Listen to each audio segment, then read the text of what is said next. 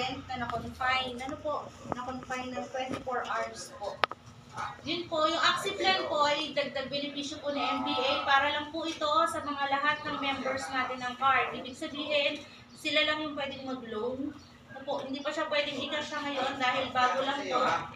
Pinapaloan po muna siya. Ano po? Nag-umpisa siya noong March 1, 2024. Ang halaga po ng Axie Plan ay 850 pesos. Sa loob na po yun ng isang taon. Nire-renew din po ito taon-taon at kapag ito po ay niload, ito po ay nagkakahalaga ng 25 pesos weekly. Ano po? Ang edad ni member na pwedeng mag-loan nito ay 80 to 65.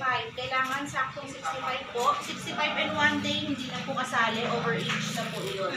Kailangan pag nag-loan si member ng Axie Plan, malakas ang pangangatawan at kaisipan, may kakayahang gumanap sa pang-araw-araw na gawain, hindi siya permanent na baldado. Ano po? Yung bedridden na. Bawal po. Hindi, nandito. Walang... Kailangan din po, active member ng card, hindi siya follow-up, hindi siya lapse member. Para lang po yan sa mga member natin, active magulang. Ano po?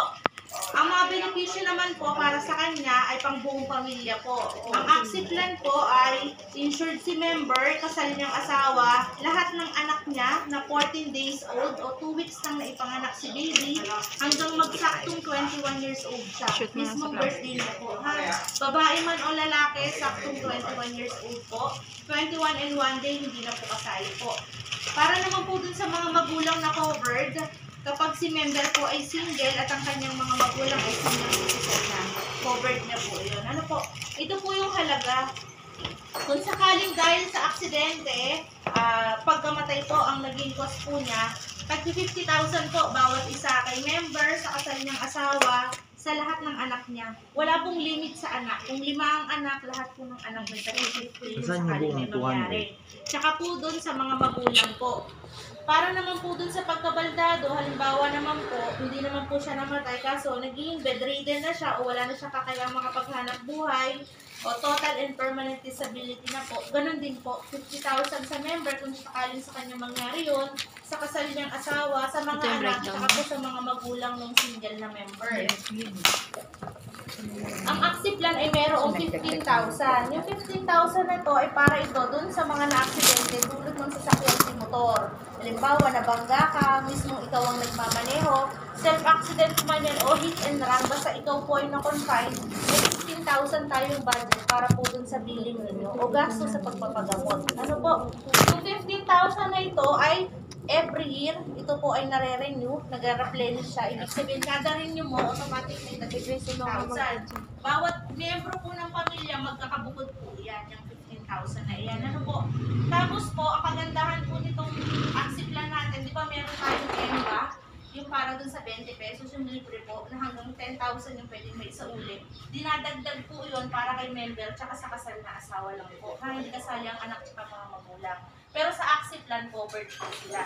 Bali, ang total po, kung sakaling may mangyari kay member, tsaka sa kasal ng asawa, vehicular accident, plus 10,000 po yan ay 25,000. Wala dun sa bill na binayaran ninyo, isa sa uli po yun ni MTA.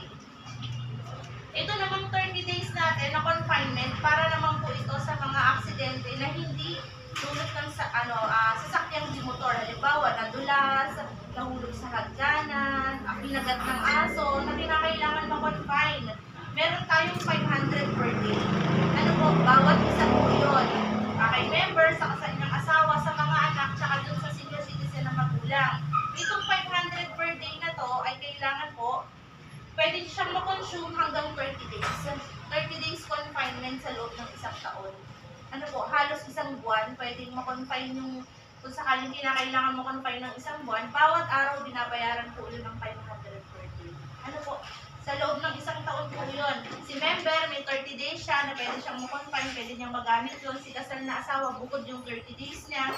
Kung may 5 kang anak, lahat po sila may 30 days po para sa confinement, pati po dun sa mga magulang. Ano po? Ang kagandahan din po ng Axie Plan ay wala itong contestability period o waiting period. Ibig sabihin, pag nag-loan ka ngayon, na-approve, kinabukasan may nangyari, automatic na po yung waiting. Ano po? Wala siyang waiting period, automatic na po yung pagkabisa. Kaya po, ang active plan ay ginawa ni MBA kasi marami na po yung case po ng accident. Hindi lang po yung mga magulang, hindi lang si member tsaka yung asawa, pati rin po yung mga bata. Pinobirth na rin po nila. Tsaka po dun sa mga senior citizen na magulang po natin, ano po para dun sa mga single na member. Kung sakaling si member ay dalagang ina o binatang ama, automatic po, yung anak nila po ang insured na, hindi nakasama yung mga magulang na kahit senior pa. Kasi meron na siyang legal beneficiary po, yun po yung mga anak. Itong mga anak po na ito, wala po yung limitan, mga tita, kung sakaling 5 o pataas pa ang yung mga anak, lahat po sila insured. Basta pasok po sa edad, yung edad po ang lagi natin siya sa mga anak.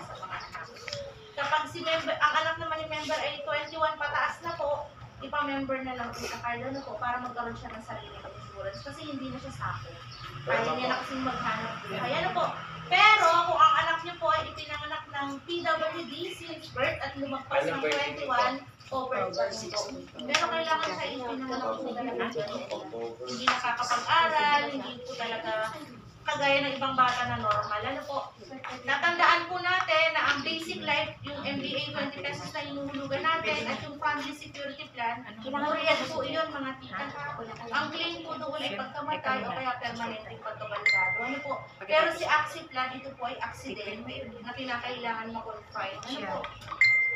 Ang kagandahan lang po dito, napakaliit lang po ng weekly niya, 25 pesos lang din po. Ano po, kung tutuusin yung betching po nyo, nakalaga ay covered naman sila magpupunta.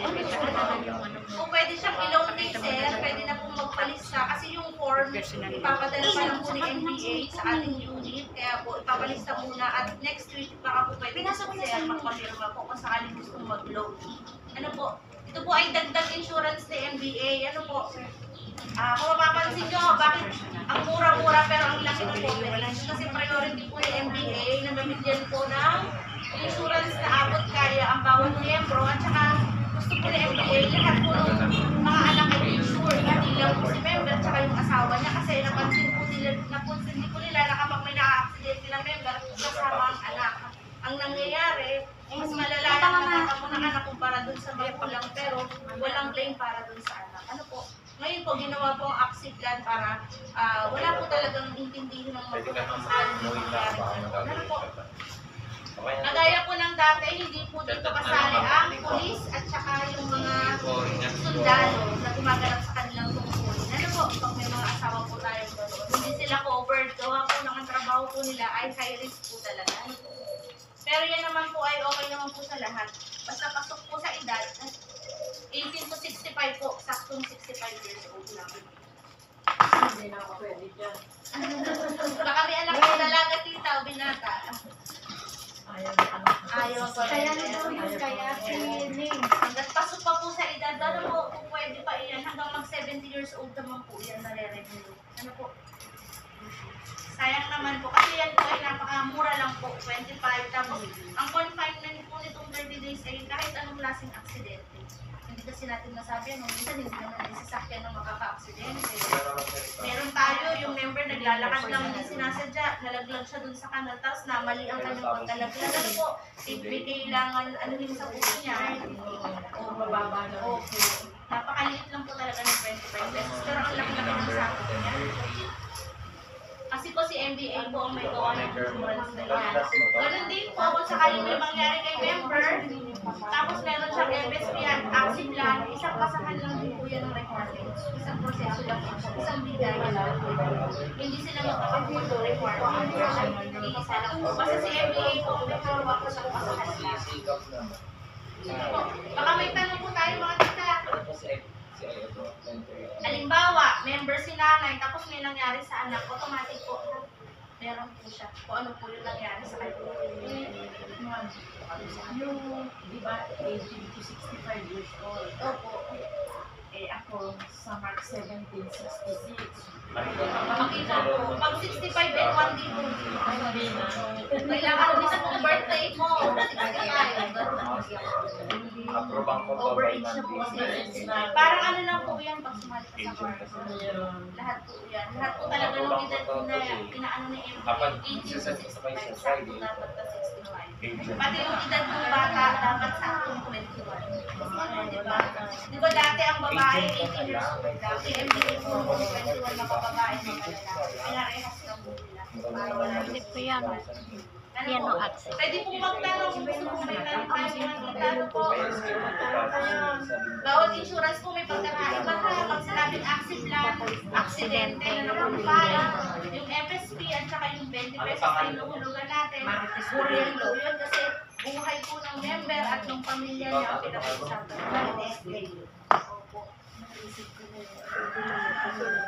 Tapos po, ang tatlong insurance ni MBA na yun ay may 45 grace period. Ano po? Halimbawa, si member hindi nakapag-renew ng accident plan ng FSP o hindi nakabayad ng 20 pesos, meron tayong 45 days grace period na allowance. Ano po? Yung allowance na yun, yun yung pagkakataon na mag-renew tayo. Eh, hindi tayo nakapag-renew at naabutan tayo, biglang may nangyari kay member o sa legal dependence niya, may claim pa rin pasundon sa 45 days. Pero, nung lumagpas ka na, ika 46 days na, wala na po pananagutan si MCA, wala na po may sobra-sobra na po yung 45 days na diniin yung allowance para po dun kay member o sa legal dependence niya na ma-renew po yung mga insurance na dapat ay ma-renew. Ano po? Nagre-remind naman po ako sa GC, nagsasabi din po ako. Ano po? Yun lang din po.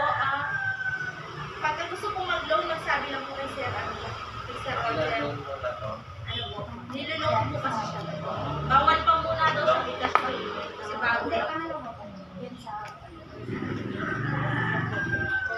Kasi ang halaga niya lang po ay 25. Napakaliit na tapos pag single na naman at ang mga magulang mo naman ay single, over. Lalo na po sa mga bata kasi yung mga bata pumapasok po ano, diba? Hindi na kagaya dati na sa bata nila. Gawin sila sa mga sasakyan, sa grocery, hindi may iwasan. Minsan kasi ano po, kaya ito ginawa itong accident plan kasi yung kadalasan po talaga sa mga bata yung aksidente. Kagaya niya yung ano, kinakailangan ko confine kasi Kakapasami yung integrate. sa tubig o natula. Ha? Yun po yung tinatawag natin sa Bakit? kasi natin maiwasan po talaga lalo sa mga bata. Yan kasi yung hinihiling ng karamihan ng mga member na yung magkaroon din ng ano yung mga bata. Bukod po doon sa life insurance. May tanong tayo mga tita. Wala yun hospital. Sige lang po. Intindihan naman po ano. Hindi po. Yung mga videos po na sinisend ko, pakipanood po lahat po yung tungkol kay Di ba meron daw sinabing 3-in-1? Dapat loan, savings, at saka insurance. Ano po? Hindi pwedeng ano lang. Kulang daw pag dalawa lang. Kaya kailangan lagi kong may nakasamang insurance kahit ano na pang bulo. Sige po, salamat po. Yung other loan kasi talaga. Kasi sikap naman. Plus 5. Sa plus 5 naman kasi depende sa performance ng member. Saka tatanungin ko din yung mga opisyalis. Halimbawa, ito ba ay nalilate payment? Ito ba ay naririsubuhan? O ito ba ay nami-mention sa GC? Once nag-mention kayo sa GC, may tendency na from 20, bababa kayo. Kasi may ano kayo, record dun sa GC ngayon. Ano po? Basta pagsikap naman, plus 5 lang ako. If ever na ang member ay... Sa'yo to? Depende sa performance. Pag nalilate talaga at saka nami-mention, talagang masisigan ang usapan natin doon. Ano po? Madali naman ang kausap. Hindi, bibitin ko yan, hindi naman para sa iyo. Itatanong ko pa sa member niyo kung nalilate po kayo talaga. Pag non-Gcash naman po, gusto niyo mag-buy Gcash, gabi pa lang ng Wednesday, ipasa niyo na para sa Monday, meron na kayong ulo. Ay, by Thursday ng umaga, pag na-download ko, nakita ko na 15, na-transact na ng agent. Ano po? Dapat po pag mga Gcash naman, gabi pa lang, ng Merkulas ay isend na. Para sa Webes, bago mag-roll call, may mga payment na parang hindi na mabanggit yung pangalan. Ano po? Nasaan ang iyong overhead? Dahil... Kasi na sinabi. kasama yung mga kapatid mo eh. Dali na, pumunta ka na. Say mo, Daddy, pumunta ka na muna dun daw. Sabi mo, bumalik muna kayong dalawa dito, asap ngayon na. Tumakbo ka na lang. Tayo finally na ano. Yung may sinasabi ko yung standby. Wala, magpapana ko ng yung December pa yun.